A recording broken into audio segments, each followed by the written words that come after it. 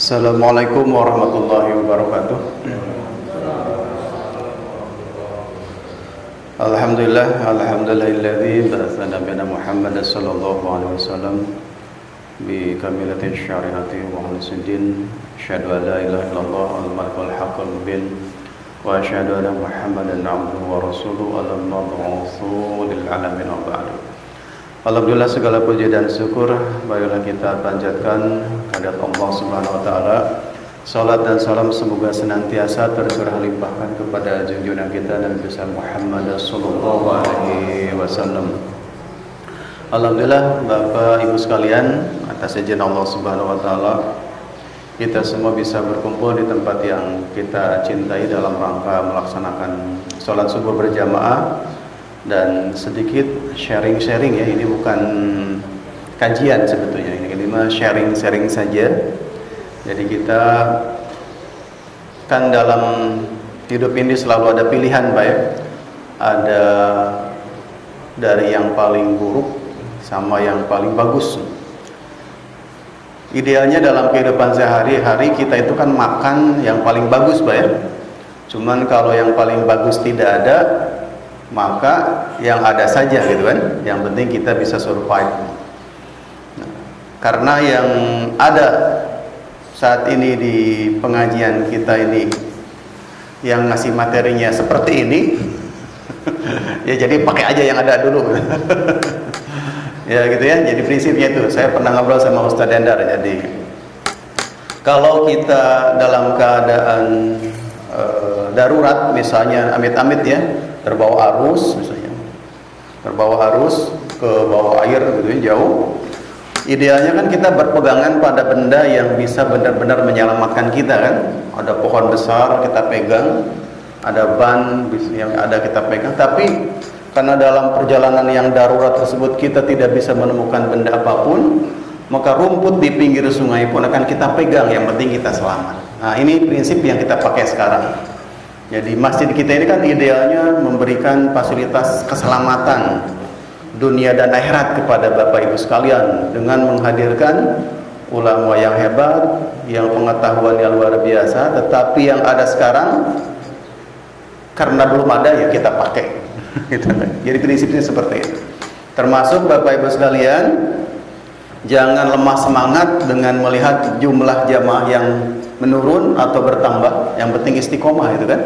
Saya ngobrol juga dengan Ustadz Elang kemarin yang ngisi pengajian. Yang penting masjid itu tugasnya adalah mengadakan kajian. Maka pengurus wajib itu sudah gugur, sudah rontok kewajibannya dalam membina umat. Soal jamaah datang atau tidak, maka itu urusan di urusan kita. Demikian Pak Hadi ya. Semoga tim TPC selalu semangat, jangan kendor.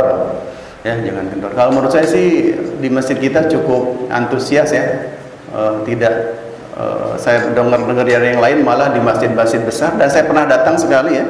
Waktu itu di kajian malam hari, ternyata Masya Allah Ustadz Endar ya, yang datang itu jauh lebih sedikit dari yang kita saat ini. Baik Bapak Ibu sekalian, kita masuk ke materi. Dan sebelumnya seperti saya sampaikan, mohon maaf apabila materinya memang tidak ideal ya. Tapi saya perhatikan di beberapa masjid, misalnya di Masjid Bintaro itu kajian-kajian Ustadz Zulfikarullah, justru yang kayak gini Bu, kalau beliau itu ngasih judulnya adalah Beautiful Ways to Jannah, pakai bahasa Inggris nih sebetulnya. Jadi kalau nanti ada judul bahasa Inggris kok ngaji tapi judulnya bahasa Inggris, jangan nggak datang gara-gara judulnya kafir, jangan. Karena sebetulnya ya itu bahasa saja. Misalnya Ustadz Danang Qasim, The Seven Awareness of Life, 7 kesadaran dalam hidup. Kan itu hanya kemasan-kemasan, paket-paket saja. Baik Bapak Ibu sekalian, kenapa dari sekian tema ini yang muncul? Sebetulnya sudah lama saya ingin menyampaikan ini, tetapi karena memang belum sempat mengumpulkan materi-materinya, jadi baru pada kesempatan hari ini bisa saya sampaikan. Dan yang kedua, pertimbangan saya ini adalah warga Pila Gading Permata, jamaah Masjid Al-Hakim adalah dalam usia mendekati ini atau sedikit melewati ini. Mungkin usianya antara 35 atau 45. Kalau saya Pak Hadi sebentar lagi ini 6 tahun lagi menuju gocap, kata Maya Estianti. 6 tahun lagi menuju 50, jadi harus mulai banyak sadar diri gitu. Nah, ada bapak-bapak yang berada di menuju puncak kejayaan mendekati 40 ya. Itu juga saya pikir sudah mulai banyak di sini. Baik Bapak Ibu sekalian, ngapain sih dibahas usia 40? Itu kan? Saya kan belum nyampe atau saya sudah lewat. Nggak apa-apa, kita perhatikan terlebih dahulu sebuah video menarik dari seorang Habib ya.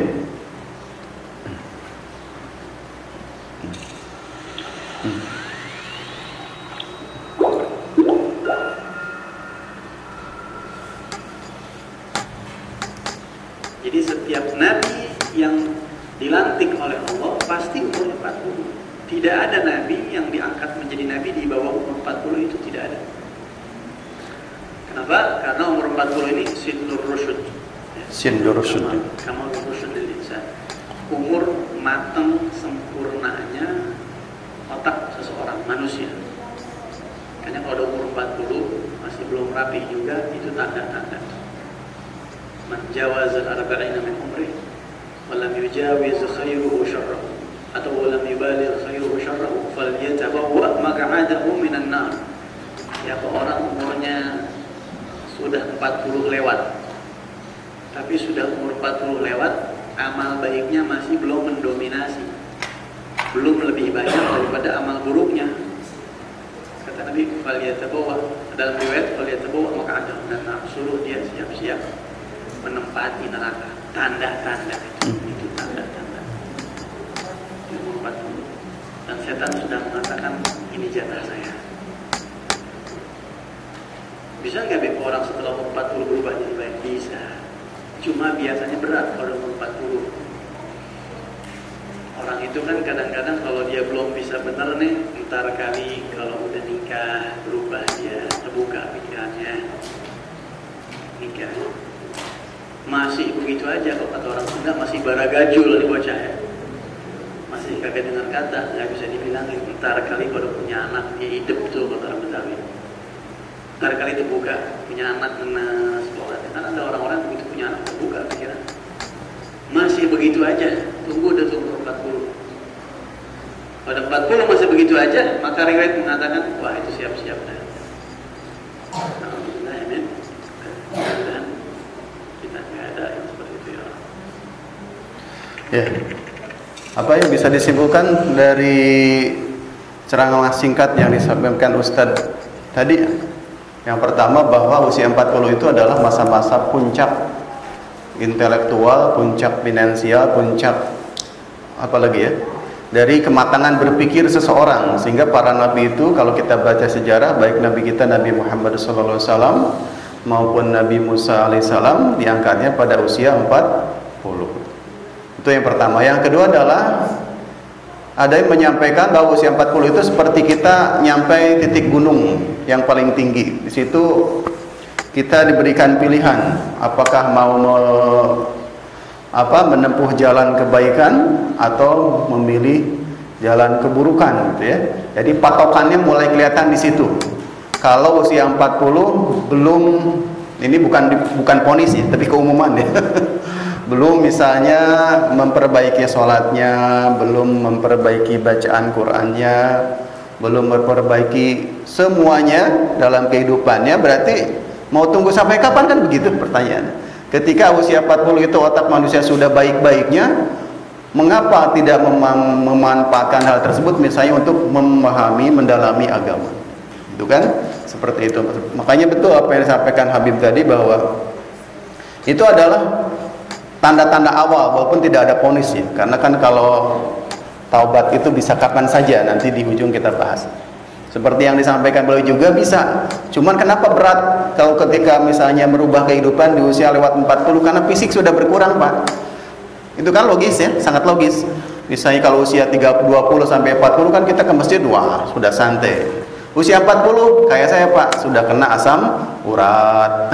Kan masalah-masalah itu yang kemudian membuat kita tidak maksimal beribadah ketika sudah melewati masa-masa kritis di 40 sampai ke atas. Sudah tidak nyaman dikir, udah nggak kuat lama lagi. Tapi sayangnya banyak di antara kita waktu-waktu yang penting tersebut ya banyak kita habiskan dengan hal-hal yang kurang penting, misalnya bergadang tengah malam hanya ngobrol-ngobrol tidak jelas gitu, bahkan lebih dekat ke maksiat. Nah, ini yang berbahaya.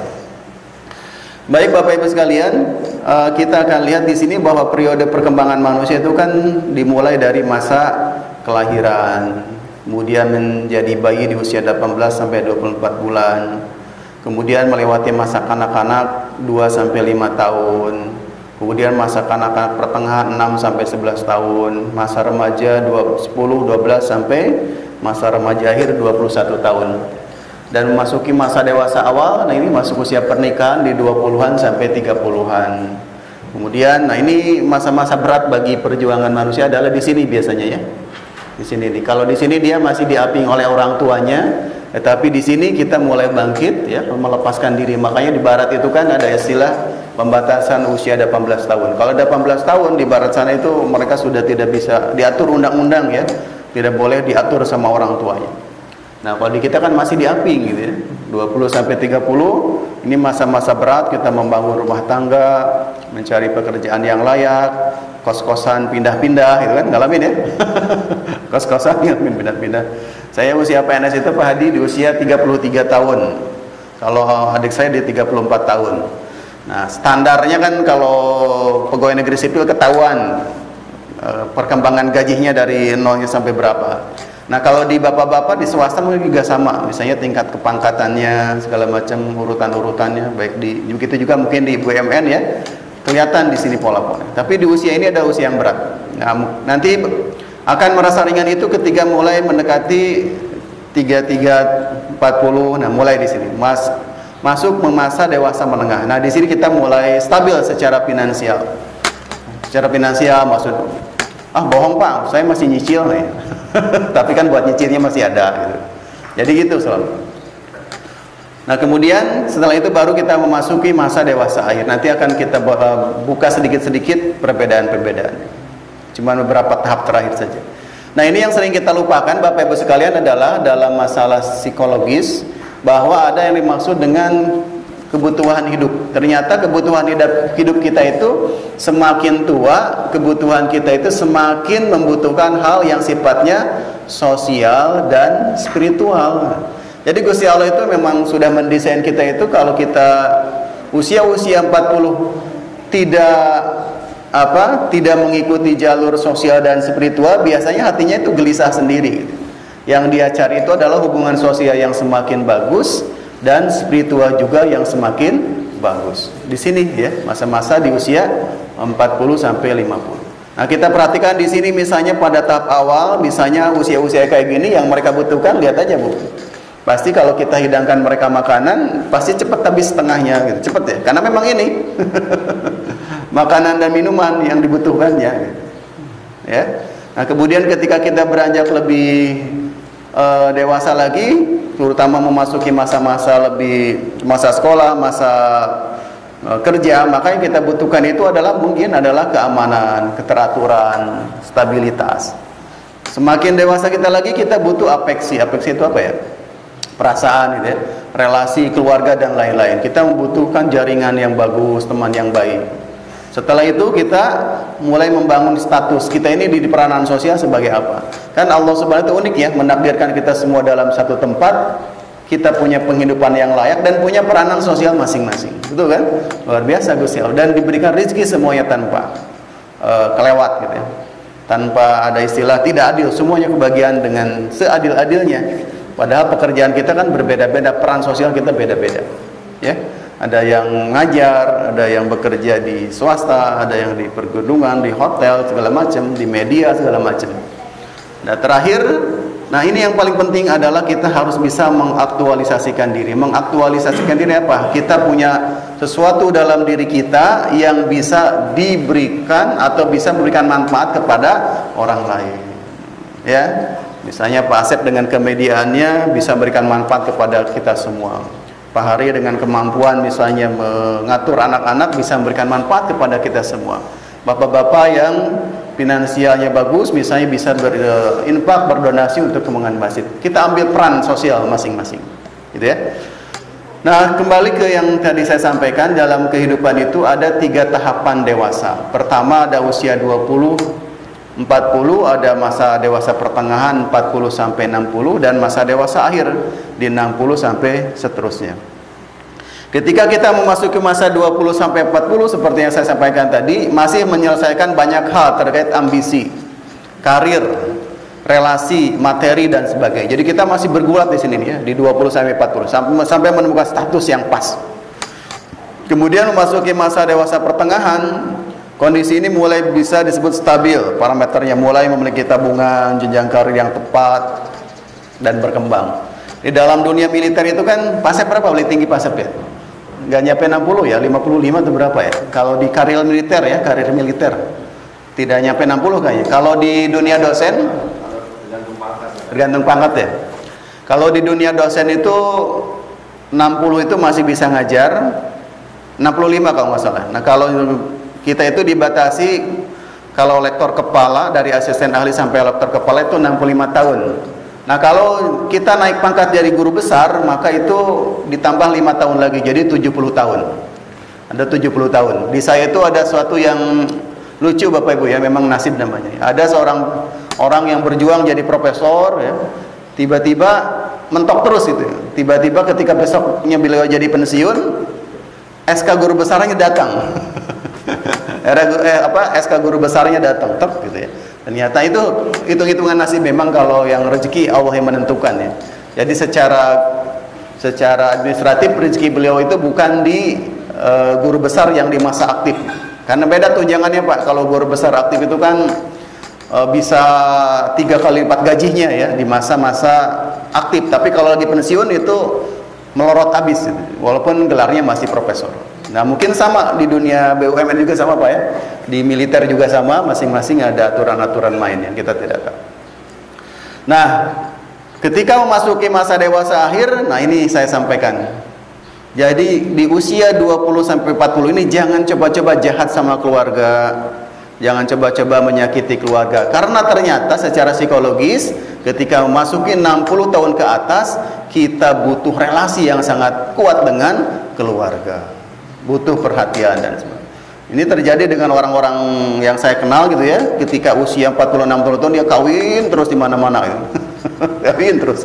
Ketika sakit-sakitan dia cari istri pertamanya dan anak dari istri pertama, cari perlindungan ya, cari perlindungan. Cuman sayang ketika dia balik lagi ya, anak dan istrinya itu tentu saja memperlakukannya itu tidak semaksimal bagaimana si bapak ini menjadi orang sebaik-baiknya menjadi suami gitu ya. Kenapa Pak? Karena mungkin terpengaruh dengan rasa sakitnya segala macam. Nah, itulah sifat. Kenapa Pak?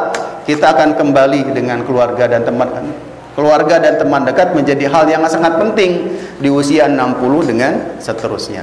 Nah, ini catatan mengapa kita harus sayang sama keluarga, sayang sama anak, karena kita pasti akan kembali. Dan ini sudah dibuktikan dengan teori psikologi. Butuhnya adalah relasi keluarga, relasi sahabat di masa-masa 60 dan seterusnya. Nah, selanjutnya bagaimana usia 40 tahun dalam ajaran Islam? Ya. Ada sebuah ayat Al-Qur'an yang terkenal di sini ya, surat Al-Ahqaf ayat 15, dan ini juga saya baru tersentak ya. Doa ini sering saya dengar tapi jarang ngamalkan. Ternyata di usia 40 justru harus sering-sering membaca doa ini, katanya Bapak. Bismillahirrahmanirrahim. Wa waswanal insana biwalidayhi ihsana hamaltu ummu kurha wa wada'tu kurha wa hamlu wa fisalu 30 syahra hatta idza balagha ashuddah wa balagha 40 sana qala rabbi auzi'ni. Nah, ini doanya. Jadi kalau udah masuk usia 40, rajin-rajin baca doa ini Bapak Ibu. Rabbi auzi'ni an ashkura ni'mataka allati an'amta alayya wala walidayya wa an a'mala sholihan tardah wa aslih li fi dzurriyyati inni tubtu ilaika wa inni minal muslimin. Nah, ini doa yang harus kita sering panjatkan kalau kita sudah memasuki usia-usia 40. Mengapa? Kalau kita coba perhatikan artinya ya. Kami perintahkan kepada manusia supaya berbuat baik kepada dua orang ibu bapak. Ibunya mengandung dengan susah payah dan melahirkannya dengan susah payah pula, mengandungnya sampai menyapihnya 30 bulan, sehingga apabila dia telah dewasa dan umurnya sampai 40 tahun dia berdoa. Jadi ini sudah isyarat nih dari Allah Subhanahu wa taala. Kalau kita sudah mencapai usia 40, ingat perjalanan hidup kita. Dia dilahirkan oleh ibu, diasuh oleh kedua orang tua kita, kemudian dibesarkan sampai sekarang kita mencapai usia 40 tahun. Orang yang memasuki usia 40 tahun maka dia sangat layak dan sangat harus membaca doa ini. Ya Tuhanku, tunjukilah aku untuk mensyukuri nikmat Engkau. Kenapa? Karena tidak semua orang bisa mencapai usia 40. Dengan usia 40 ini kan kita sudah merasakan apapun di dunia, hampir semua apapun. Pada PR kalau ikan sudah nyerasin ikan apa aja, Pak? Hampir semua kan? Jadi saya itu sering bergurau. Kalau kita pikir-pikir usia 40 tahun ini makanan apa yang belum kita makan kan? Kalau kita bicara ikan, dari ikan cere sampai ikan apa? Pak Karyono. Dari mulai ikan cere sampai ikan paling besar yang pernah kita makan? Pattaya. Oh, ini pattaya chef ya. Kalau chef udah merasakan apapun. Ya iya. Saya mungkin ikan yang paling semua jenis ikan pernah saya makan ya. Dari mulai ikan cere, teri apalagi sampai yang paling besar apa ya? Tuna apa kue gerong gitu ya. Pernah kita rasakan gitu. Pernah kita rasakan. Oh, pada PR mainan ikannya udah jauh lagi. Ikan besar. Hampir semua kita makan. Coba ibu-ibu hitung. Kalau ibu-ibu itu makan soto tiap hari, berapa jumlah ayam yang pernah masuk ke dalam perut kita? Makanya kata Sayyidina Ali, jangan pernah jadikan perut kita itu sebagai kuburan dari hewan-hewan. Maksudnya kebanyakan makan daging gitu. Kita kan seolah jadi kubur, bener kan? Masya Allah. Sapi, tiap kurban kita merobohkan berapa sapi per hari? 3 sampai, dan itu saya sering mikir juga gini. Kemarin itu di daerah ini Pak Hadi ini referensi juga nih buat yang suka makan. Di daerah Sudimara itu kan ada sebuah namanya soto, promosi nih. Kalau di YouTube wajib bayar royalti. Ada sebuah tempat namanya Soto Jadul. Di situ itu satu hari itu bisa laku 100 sampai 200 kaki sapi. Apa yang kita bayangkan dari kaki sapi? Untuk mendapatkan satu kaki sapi, apa yang harus terjadi? Harus membunuh seekor sapi, betul kan? Nah berarti kita itu ketika makan satu kaki sapi sama dengan memakan atau membunuh satu sapi. Jadi kalau kita hitung dalam perut kita ini berapa jumlah ayam, berapa jumlah sapi, berapa jumlah ikan yang sudah kita makan untuk menopang hidup kita sampai usia 40 tahun. Kalau kita hitung beras, sudah berapa beras yang bolak-balik masuk ke dalam tubuh kita diproses. Jadi itu apakah kita tidak layak bersyukur dengan menyadari itu semua buah-buahan segala macam masuk ke dalam tubuh kita. Nah itu yang kemudian kita layak membacakan doa ini. Tunjukkanlah aku cara bersyukur gitu ya. Dan kepada ibu bapakku. Jadi nikmat yang diberikan kepada kepada diriku, kepada ayahku, dan setelah bersyukurnya itu ilhamkan saya juga ya Allah untuk berbuat amal soleh ya. Berikanlah kebaikan kepadaku ya dengan memberikan kepada anak cucuku. Nanti kita bahas pelan-pelan di depannya. Jadi intinya begitu.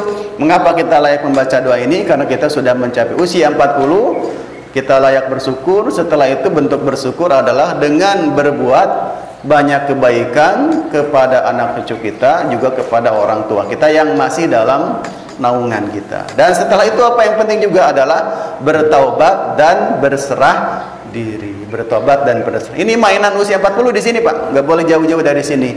Bersyukur, berbuat kebaikan, tobat, berserah. Itu aja bermain kita di sini. Usianya pantasnya seperti itu.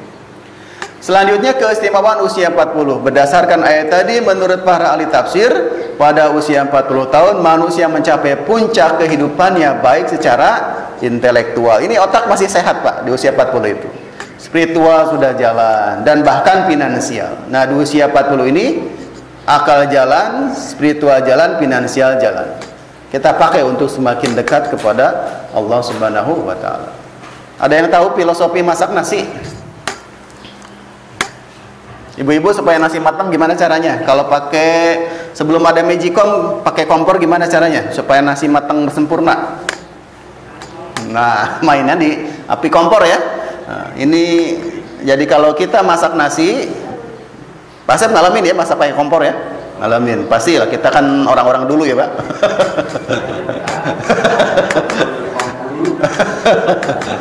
Saya berhenti pakai kompor itu ingat ya tahun 2007 ketika ada Yusuf Kala mewajibkan kita memakai gas 3 kg ya. Kalau Pak Haji berumah tangga langsung pakai gas ya Pak? Oh, langsung pakai gas. Bukan gaspol ya. Ya. Jadi ini filosofi bagus Pak. Teori masak nasi. Apa teori masak nasi yang paling hebat dari masak nasi apa? Ketika kita akan memasak nasi pertama kali, apinya harus besar kan? Cetrek kalau pakai kompor. Kalau sekarang udah magicom walaupun prinsipnya sama. Ketika kita akan masak nasi pakai kompor nih, pakai yang atas ini, apinya harus besar dulu. Tetapi kalau sudah airnya mendidih, blek blek blek blek blek blek blek, itu saatnya kita turunkan api sedikit kan? Turunin. Nah, dengan cara seperti itu maka nasi akan matangnya sempurna. Sempurna itu gimana? Tidak gosong, tidak kekurangan air dan lain sebagainya. Ini maksudnya apa Bapak Ibu sekalian? Ketika kita masa anak-anak, masa remaja, hampir semua hal kita lakukan. Berapi-api, semangat. Naik motor itu kalau nggak ngegas di atas 70 nggak enak rasanya gitu kan. Nah, tetapi ketika kita mulai memasuki usia 40 tahun ke atas, mulai mengatur langkah, jangan berbuat yang berlebihan karena kita bisa celaka. Kalau kita jujur, semua hal yang kita alami ketika kecil yang membuat kita celaka itu kan membekaskan luka masing-masing kan? Bener kan? Nah, coba cek luka masing-masing. Akibat kelakuan-kelakuan kita juga kan? Saya pernah bocor di kepala itu gara-gara apa ya? Ada tahu tempat gergaji ya? Tempat gergaji kan ada ya.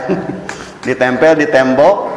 Saya naik ke situ sama anak-anak goyang-goyang di situ persis ketika goyang-goyang portal kan. Udah ngejedot baru berdarah baru berhenti. Gitu anak-anak.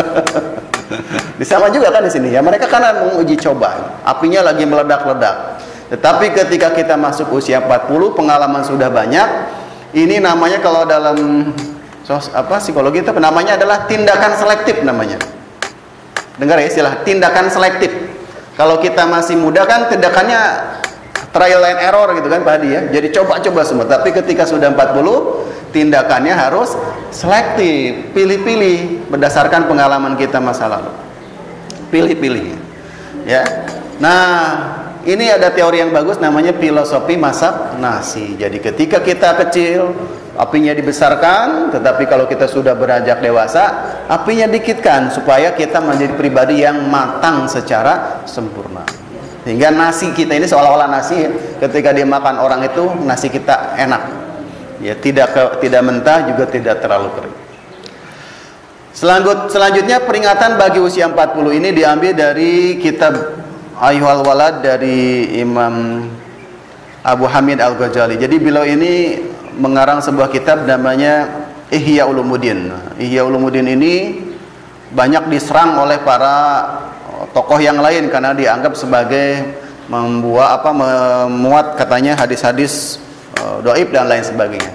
Tetapi sebetulnya ketika ada orang yang melihatnya dari sudut yang pandang yang lain, redaksi katanya itu kan sebetulnya mirip-mirip dengan ini, dengan hadis-hadis yang populer, hadis-hadis yang hadis-hadis yang derajatnya bagus gitu ya.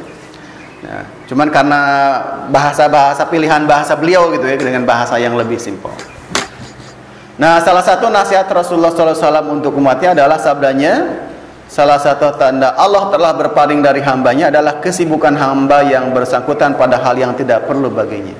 Jadi kalau kita ini masih menyia-nyiakan waktu untuk hal-hal yang kurang bermanfaat, itu serem Bapak Ibu. Itu tanda bahwa Allah Subhanahu wa taala berpaling dari kita. Tahu berartinya berpaling? Gini Bu. Ibu berpapasan dengan seseorang gini. Tiba-tiba dia itu berpaling. Sakit hati enggak? Berhadapan begini tiba-tiba sakit hati enggak? Sakit hati. Nah, Gusti Allah berpaling itu gitu. Sesakit itu berpaling itu.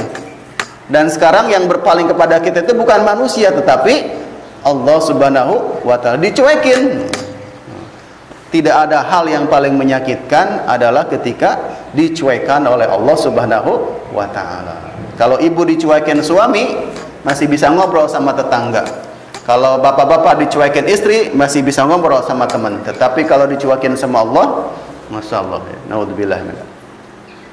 Nah, sungguh seseorang yang berlalu sesaat dalam usianya untuk selain ibadah yang menjadi tujuan penciptaannya, maka layak menjadi penyesalan panjang bagi. Jadi kalau ada orang yang sepanjang hidupnya ibadah itu bukan menjadi tujuan kehidupannya, maka itu adalah penyesalan yang paling panjang. Nah, sekarang kita coba evaluasi masing-masing. Keseharian kita itu apakah kita lebih banyak gunakan untuk beribadah atau bukan? Dari mulai bangun pagi sampai siang, sampai tidur lagi, kita gunakan apa? Ada sebuah, saya dapat WA yang bagus ya, Pak Sedenda, dari Pak Ustadz Patur nih, Pak Hadi ya. Jadi katanya sebaik-baik niat itu adalah gini, Pak. Jadi sekarang Bapak bangun subuh ya, Bapak Ibu bangun subuh kan? Tadi niat sholat subuh kan? Tadi niat sholat subuh kan? Nah, setelah kita niat sholat subuh, mari kita tanamkan juga dalam hati ini, kita niat akan menanti sholat zuhur nanti. Jadi perjalanan hidup itu selalu menunggu sholat. Itu amalan yang paling simple, tetapi membuat kita dalam posisi track yang benar. Jadi kita ketika lewat satu sholat ini, maka setelah selesai, insya Allah saya niatkan hari-hari saya ini untuk nunggu sholat zuhur nanti. Gitu ya. Ketika masuk ke asar, setelah zuhur kita, ya Allah saya niatkan setelah ini saya tunggu sholat asar. Nah, itu selalu diniatkan itu. Maka kalau kita merubah niat seperti itu, posisi kita sudah tepat dalam jalur yang diridhoi oleh Allah Subhanahu wa ta'ala. Cuman kita jarang kan nginget-nginget mau nunggu sholat, biasanya bukan kan? Pekerjaan dulu dalam pikiran itu kan, deadline. Nah, merapihkan niat juga itu adalah sebuah cara agar kita selamat. Jadi kita berubah niat hari ini setelah sholat subuh agar untuk menanti sholat zuhur. Jadi selalu menunggu sholat. Itu istilah para ulama, kenapa ada istilah selalu menunggu sholat. Itu caranya selalu merubah niat dalam proses.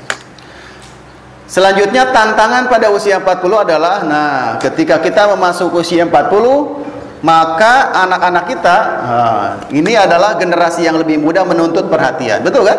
Menuntut perhatian. Begitu juga generasi yang lebih tua, orang tua kita karena mulai sakit-sakitan, beban mereka semakin berat ya, dengan fisiknya, dengan kesehatannya, mereka juga menuntut perhatian. Nah, ini juga sebuah informasi penting buat kita, bahwa pentingnya kita memiliki investasi, memiliki tabungan di usia-usia akhir, supaya kita tidak juga memberatkan anak turunan kita di akhir nanti. Harus mulai berpikir investasi.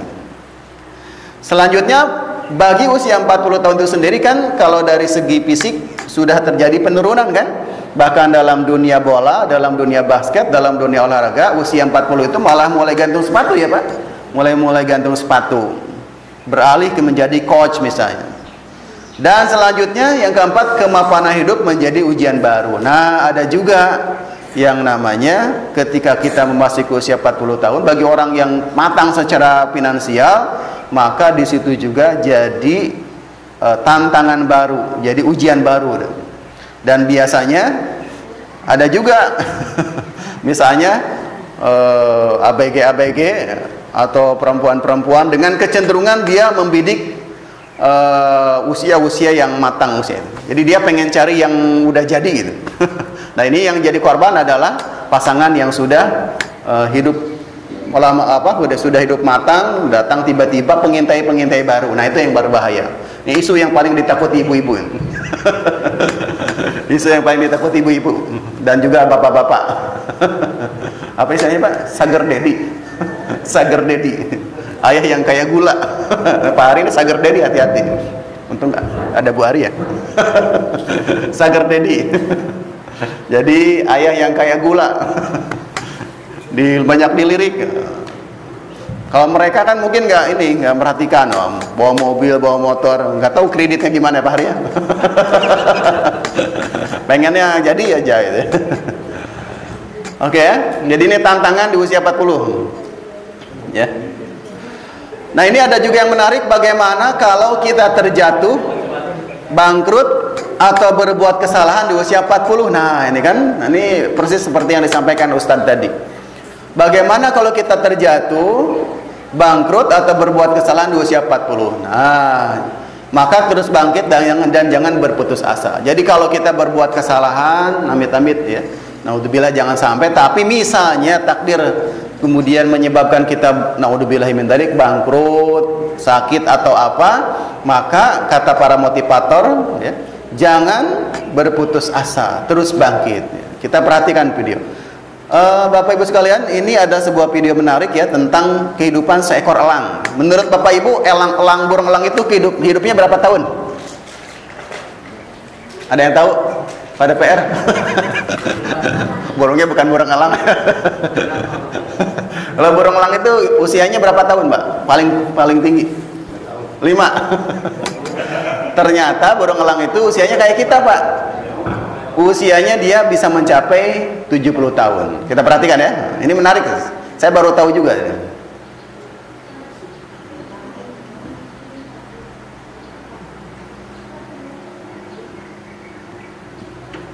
Nah, kelahiran kembali elang ya judulnya itu ya. This is a story of an eagle. Ya, ini adalah cerita tentang burung elang. An eagle has the longest lifespan of its species. Jadi elang itu usianya bisa mencapai 70 tahun Bapak Ibu sekalian. It can live up to 70 years. Nah, bisa hidup sampai To reach 70. this age, however, Tetapi ketika dia memasuki usia 40 tahun, si paruhnya itu membengkok dan cakarnya itu terlalu panjang. Ini nggak ada teksnya ya.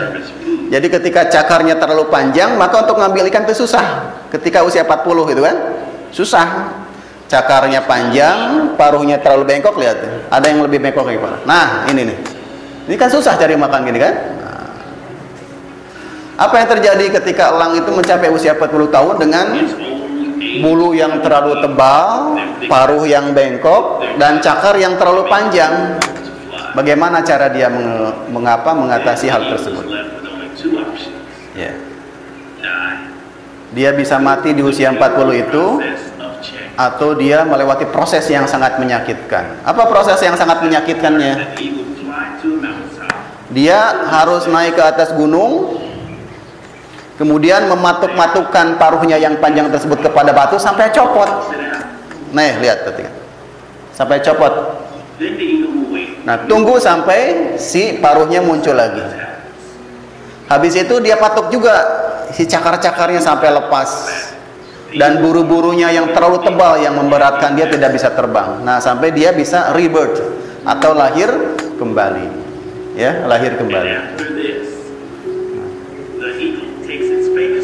Nah, setelah dia bisa menumbuhkan paruh barunya, cakar barunya, buru tebal yang baru, dia mengalami rebirth atau kelahiran kembali. Gitu ya. Ya. Dan kemudian dia bisa hidup maksimal 30 tahun lagi. Ya, 30 tahun. Itu ya, proses yang menyakitkan dari kalau kita makan ya kurang lebih sama lah gitu ya. Kurang lebih sama.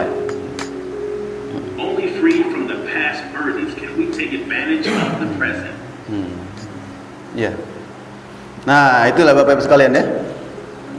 Jadi pokoknya kalau kita berbuat naudzubillah, berbuat kesalahan dan sebagainya di usia 40 tetap bangkit lagi, kita perbaiki lagi, mudah-mudahan Allah Subhanahu wa taala kemudian bisa memberkahi kehidupan kita. Karena ya kita coba perhatikan ada juga kan misalnya para tokoh di sekitar kita yang pada mereka menghadapi usia senja justru lebih bagus lagi. Nah, hal yang harus dilakukan di usia 40 adalah, nah ini Bapak Ibu sekalian, ini yang paling penting menurut saya yang harus kita lakukan adalah sering membaca doa tadi, Rabbi auji ini dan selanjutnya. Kemudian rajin bersyukur, menyayangi anak dan menghormati orang tua, berbuat amal kebaikan, meluangkan waktu bersama keluarga, banyak taubat, kumpul dengan orang soleh dan banyak berserah diri kepada Allah Subhanahu wa taala. Nah, kita alhamdulillah ini berkumpul dengan orang-orang yang soleh semuanya ya. Nah, doa kita, doa ini yang harus kita rajin amalkan. Bismillahirrahmanirrahim. Rabbi auji'ni an ashkura ni'mataka allati an'amta 'alayya wa 'ala walidayya wa an a'mala sholihan tardah waslih li fi dzurriyyati inni tubtu ilaika wa inni minal muslimin. Nah, ini kalau kita kan biasa baca doanya sampai di sini doang nih. Padahal ini ada lanjutannya. Kita amalkan doa ini. Jadi doa ini mulai harus rutin kita amalkan. Habis itu sadar diri di usia 40 adalah rajin-rajin bersyukur. Wa idana rabbakum la in syakartum la azidannakum wa in kafartum inna adzabi lasyadid. Dan ingatlah tatkala Tuhanmu memaklumkan, sesungguhnya jika kamu bersyukur pasti kami akan menambah nikmat kepadamu, dan jika kamu mengingkari nikmatku maka sesungguhnya azabku sangat pedih. Ya.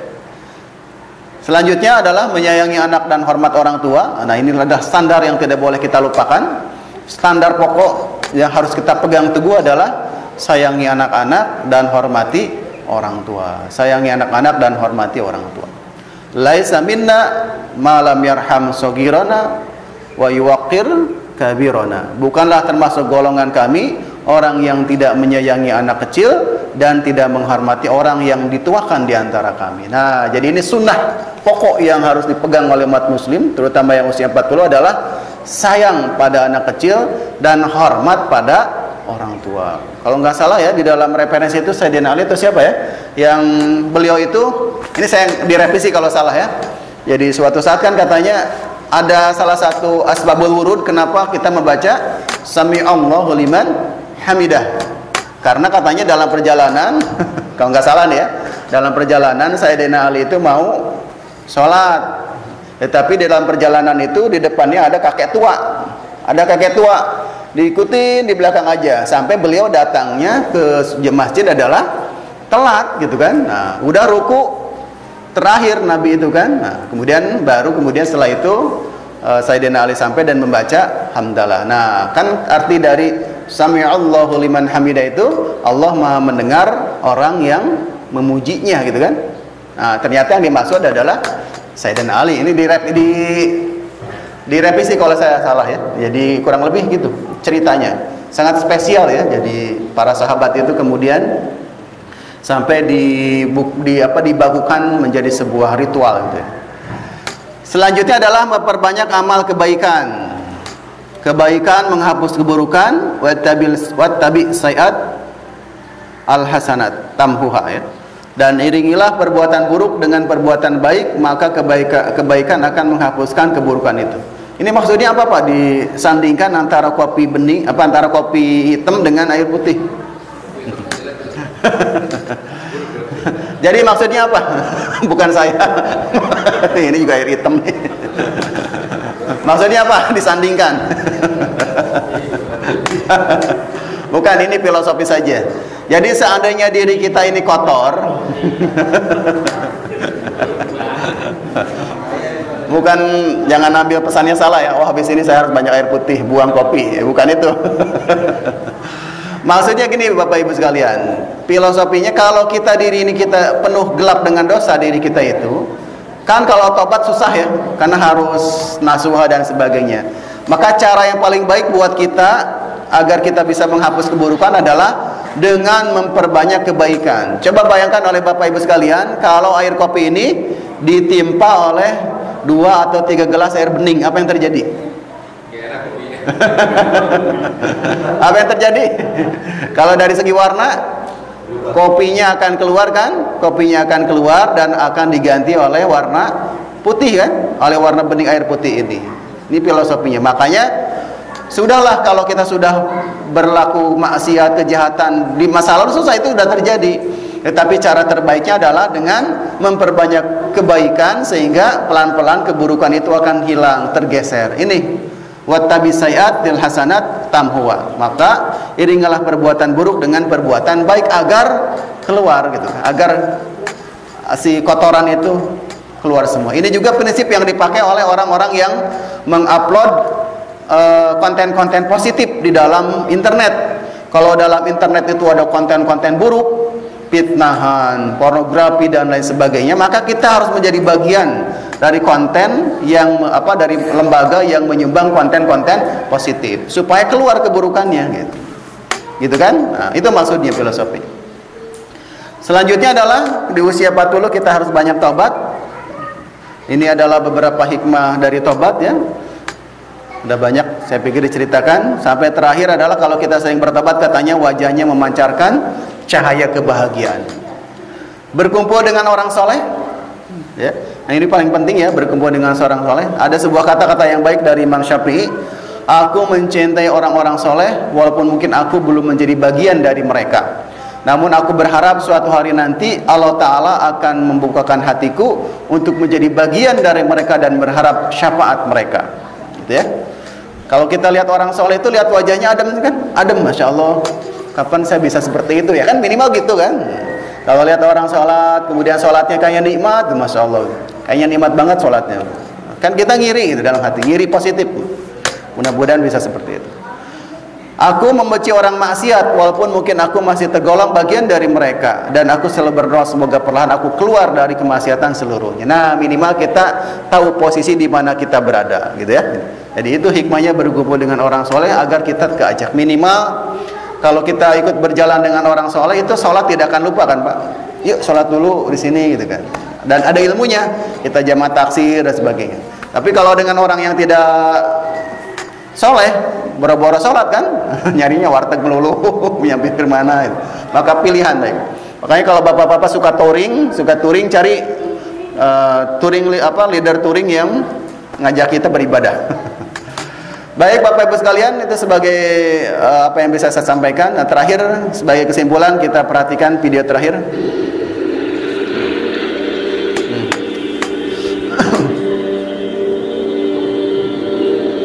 Misteri usia 40 tahun. Berapa usia Anda sekarang? 19 tahun, 20 tahun, 30 tahun, atau sudah berusia 40 tahun atau lebih? Mari kita renungi sekilas tentang usia 40 tahun. Mengapa pada usia ini disebutkan secara khusus dalam Al-Quran? Yang pertama, umur 40 tahun merupakan puncaknya masa-masa remaja. Ibaratnya kita sedang di puncak gunung, lalu setelah itu kita akan berjalan turun. Apakah lambat atau cepat untuk sampai tujuan? Itu adalah umur kita. Yang kedua, usia 40 tahun berada pada persimpangan jalan terakhir. Apakah akan lebih baikkah atau malah lebih buruk ketika di akhir perjalanan kehidupannya? Karena umur umat Nabi Muhammad antara 60 hingga 70 tahun atau lebih dari itu. Yang ketiga, umur 40 tahun sudah saatnya semakin memperbanyak ibadah hingga ajal menjemput dan banyak berdoa agar diwafatkan daripada muslim dan dikumpulkan bersama orang-orang muslim. Yang keempat, pada usia 40 tahun perbanyaklah istighfar, memohon ampun pada Allah atas dosa-dosa yang telah kita lakukan di masa lalu atau dengan taubat dan nasuha. Dan yang kelima, umur 40 tahun perbanyaklah berdoa agar anak-anak keturunan kita menjadi anak yang solih, yang ikhlas mendoakan orang tuanya baik ketika masih hidup maupun sudah tiada. Yang keenam adalah usia 40 tahun jangan sampai melenakan kita dari kecintaan pada harta dan anak-anak kita secara berlebihan. Maka infakkanlah di jalan Allah sebagian rezeki yang telah Allah karuniakan kepada kita. Dan yang ketujuh, usia 40 tahun terutama lelaki wajib semakin berbakti dan berbuat baik pada orang tua jika masih hidup, karena kita dan harta kita milik orang tua kita. Maka perbanyaklah doa agar kita bisa mensyukuri nikmat yang begitu besar yang telah Allah berikan pada kita. Jika orang tua kita sudah tiada, maka doakan mereka dan kunjungi teman-teman akrab orang tua kita yang masih hidup dan berbuat baiklah kepada mereka. Yang kedelapan, usia 40 tahun agar melazimkan doa sebagaimana firman Allah SWT dalam surat Al-Ahqaf ayat 15. Ya Tuhanku, untuk amal yang soleh yang Kau ridhoi, berilah kebaikan kepadaku dengan dan banyak amalnya sesuai dengan sunnah Nabi. Dan ingatlah tentang 3 manusia yang tidak akan diajak bicara oleh Allah dan mendapat siksa yang pedih. Di antaranya yaitu 1, orang tua yang berzina, 2, penguasa yang bohong atau pendosa, dan 3, orang miskin yang sombong. Maka waspadalah terutama kita yang sudah berusia 40 tahun. Ya. Nah itu yang terakhir penting Pak ya. Jadi ingat ada 3 orang yang tidak akan diajak bicara oleh Allah. Yang pertama tadi apa? Orang tua yang berzina, naudzubillah min dzalik ya. Kedua, penguasa yang bohong, dan 3, orang miskin yang sombong.